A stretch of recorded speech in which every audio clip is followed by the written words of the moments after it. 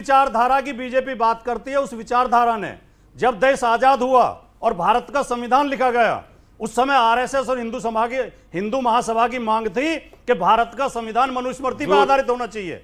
वो मनुस्मृति ही वर्ण व्यवस्था की बात करती है, वो मनुस्मृति ऊंच नीच की बात करती है। ओके, जवाब। जिसकी पार्टी मनुस्मृति की निंदा करेंगे, जिसकी पार्टी जो मनुस्मृति अमित जी, मैं इनके बीच में नहीं बोल रहा था। आप मनुस्मृति की निंदा करोगे? आपकी पूरी पार्टी जातीयवाद पे आधारित है। अरे आप बाबा साहेब अंबेडकर की बात करते हो। बाबा साहेब अंबेडकर का बूथ लेवल एजेंट आरएसएस का कार्यकर्ता था, कोई समाजवादी पार्टी का कार्यकर्ता नहीं था। आप क्या बात करोगे? मैं इनसे पूछना चाहता हूं, समाजवादी पार्टी का क्या वोट बैंक कहते हैं लोग? MY vote bank. क्या इनके अखिलेश यादव को सिर्फ जाति का वोट मिलता है? क्या अखिलेश यादव किसी दूसरे दलित जाति को बना सकते हैं उत्तर प्रदेश का चेहरा? क्या अखिलेश यादव राजकुमार भाटी को बना सकते हैं समाजवादी पार्टी का मुख्यमंत्री पद का उम्मीदवार? नहीं बना सकते। ये भारतीय जनता पार्टी है जिसके अंदर एक आदिवासी राष्ट्रपति बन सकता है, जिसके अंदर जाकर दलित जो है वो प्रेसिडेंट बन सकते हैं और एक ओबीसी समाज से आया व्यक्ति प्रधानमंत्री बन सकता है। इन और हम में ये फर्क। और ये अच्छा, मुसलमान समाज की जाति की बात करेंगे, मुसलमान समाज की जाति की बात करेंगे। अरे कोई भी डॉक्यूमेंट है, हिंदू धर्म प्रोग्रेसिव धर्म है, उसमें जो त्रुटियां होती है उसको दूर किया जाता है। पर आप बताइए, जब हमने ट्रिपल तलाक हटाया था, क्यों नहीं ट्रिपल तलाक के खिलाफ बोले थे? अरे आप पहले जाके ये बताओ, संविधान तले की नहीं है, विरोध करोगे कि नहीं करोगे? हिंदू जातिवादी है, घोर जातिवादी। अच्छा, महात्मा गांधी 4 मई 1928 को, मैं मनुस्मृति को बुरा नहीं मानता हूं, उसमें काफी कुछ प्रशंसनीय है, तो बोलो क्या महात्मा गांधी जातिवादी है? ये आदमी महात्मा गांधी को जातिवादी बोल रहा है। माफी मांगो, माफी मांगो, माफी मांगे। नहीं, अमित देवगन जी ये माफी मांगे, महात्मा गांधी को जातिवादी बुलाए। आपके पास वर्ण व्यवस्था और जातिवाद की शुरुआत मनुस्मृति से होती है। महात्मा गांधी जातिवादी है, उसका ये समर्थन कर रहे हैं। जो भी उसका समर्थन करे वो महात्मा गांधी को जो भी समर्थन करे वो जातिवादी है। शर्म आनी चाहिए। मैं महात्मा गांधी का फैन नहीं चाहूंगा। राजकुमार भाटी चिल्लाना नहीं है। ओके, राजकुमार भाटी को 30 सेकंड दीजिए। मनुस्मृति का जो समर्थन करे वो जातिवादी है। ओके, और हम विरोध कर रहे हैं, हम जातिवाद। महात्मा गांधी जातिवादी है आपकी राय में? जो भी मनुस्मृति का समर्थन करे, मुझे नहीं पता उन्होंने कहीं समर्थन किया। अम्बेडकर के ये फर्जी लोग हैं। अम्बेडकर को चुनाव किसने हराया? अम्बेडकर को चुनाव किसने हराया? बताइए ना, क्योंकि अम्बेडकर कहा जाता है। अम्बेडकर को चुनाव किसने हराया था? आरएसएस। नहीं, सही बोलिए। अम्बेडकर को चुनाव हराने वाला कौन? भाटी जी, मैं आपका बड़ा सम्मान।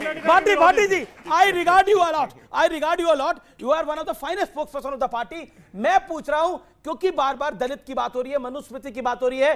बाबा साहब भीमराव अम्बेडकर को चुनाव किसने हराया था? आप बताइए। अमीश जी प्लीज मेरी रिक्वेस्ट। सुनिए, अगर आप अपनी बहस को गंभीर रखना, मैं गंभीर ही है। नहीं, मैं बोल रहा हूं। अम्बेडकर को चुनाव किसने हराया? जातिवाद पे सुनिए, जाति व्यवस्था पे सबसे सुंदर पुस्तक बाबा साहब की एनालिसिस ऑफ कास्ट है। मैं सारी बात आप गंभीर बातें नहीं सुनना चाहते। बाबा साहब ने बहुत अच्छी बात बोली। आप गंभीर बातें नहीं सुनना चाहते। अम्बेडकर जो कि प्रेरणा है आप लोगों की, उनको चुनाव किसने हराया था? उनको पार्टी से बाहर किसने किया था? इसका जवाब देना आप दे या मैं दूं? कौन सी पार्टी से बाहर किया था? मैं जवाब देता हूं। नहीं, कौन सी पार्टी से बाहर? कांग्रेस से बाहर किसने? कांग्रेस में तो कभी थे ही नहीं वो। नहीं, अरे कांग्रेस ने आरपीआई बनाई, एक second, Republic party of India थी उनकी। कांग्रेस में थे ही नहीं।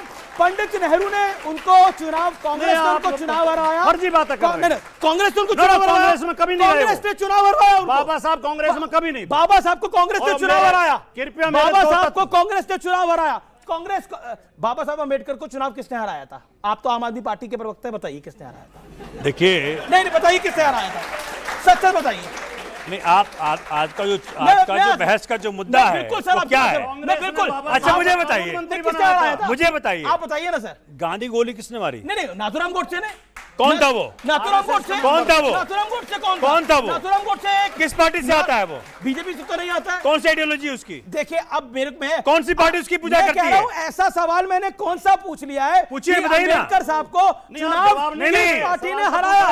आप लोग सर्च करिए और आप लोग बताइए, गोली मारने वाला व्यक्ति किस पार्टी ने हराया? किस पार्टी से आता है? के खिलाफ कौन सी पार्टी थी?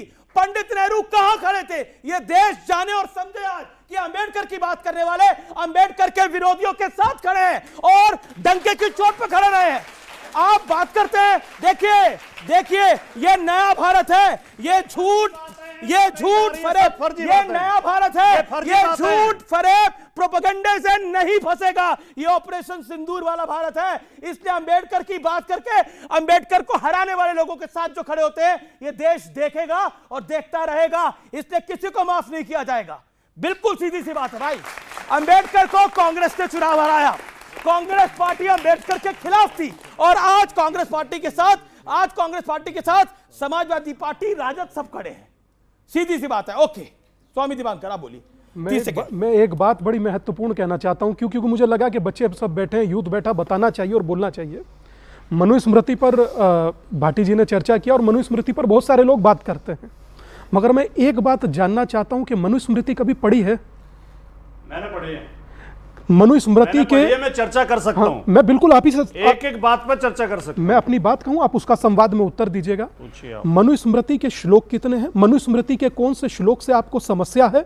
मनुस्मृति में बता देता हूं कौन-कौन से श्लोक पर समस्या मैं बोल दूं, आप बोलिएगा। आप पूछ रहे हैं, मैं तो इसलिए बोल रहा हूं। मनुस्मृति में वर्ण का जिक्र किया गया और वर्ण जाति के आधार पर नहीं है।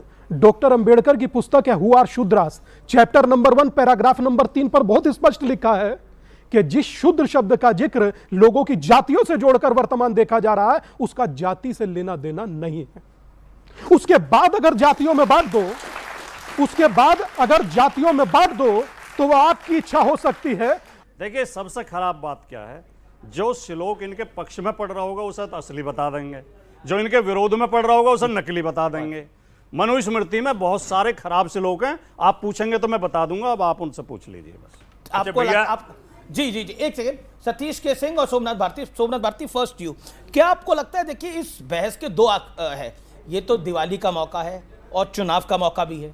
दो चीजें बड़ी अहम है, महागठबंधन का खेल कौन बिगाड़ रहा है बिहार के अंदर, कौन सी पार्टी है जो महागठबंधन का खेल बिगाड़ रही है? और अंबेडकर जी पर आपने जवाब नहीं दिया, मुझे अफसोस है, आपको पता है जवाब, फिर भी आप चुप रहे। सबसे पहले देशवासियों को दिवाली की अग्रिम शुभकामनाएं, और भगवान श्री राम के आदर्शों पे हम चलें, इसकी मैं सबसे कामना करता हूं। और उनके आदर्श बड़े अच्छे हैं।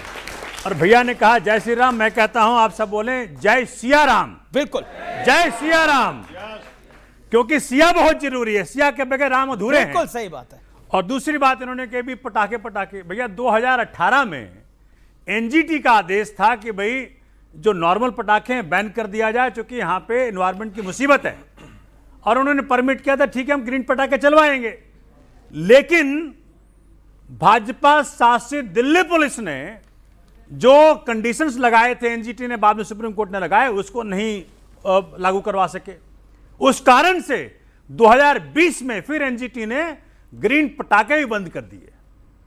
अब मैं जानना चाहता हूं अपने साथी से कि भैया क्या अब आपके जब शासन आया है दिल्ली में, तो क्या दिल्ली पुलिस सुनिश्चित करेगी कि जो कंडीशन लगाए सुप्रीम कोर्ट ने कि भैया 2 घंटा सवेरे जलाना, 2 घंटा रात जलाना,